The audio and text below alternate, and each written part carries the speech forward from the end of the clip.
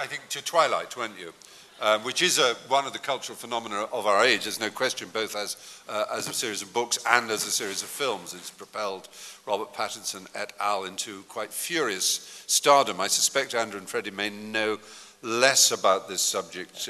Yeah, I had a feeling. So perhaps, and some in the audience may be unfamiliar, so I will give a little of my scant knowledge of it, except to say that yes, late adolescents, or actually mid to late adolescents, seem to be absolutely enthralled by these reworkings of essentially vampiristic stories in which the heroes themselves are very young, sexy American vampires who go about the place biting each other's necks in the way vampires will. And essentially it's just a resurgence of a genre that we know goes back to Bram Stoker, but was mostly through film in the 20th century, but there was the Anne Rice phenomenon, the popular novel towards the end of the 20th century of Anne Rice. And this is like a Anne Rice for slightly younger, slightly less goth readers, but it's an enormous readership.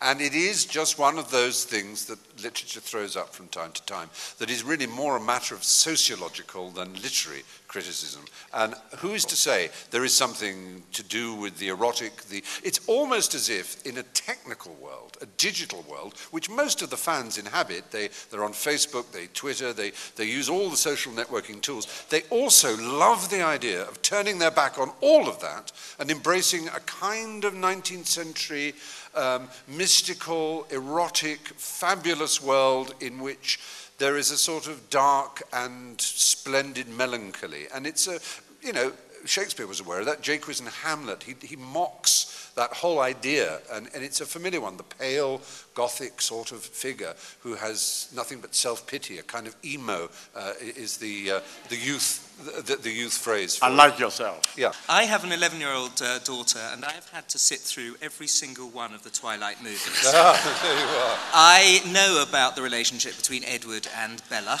And contrary to what I was fearing, owing to the fact, as I say, my daughter is so young, it is in fact all about sexual abstinence.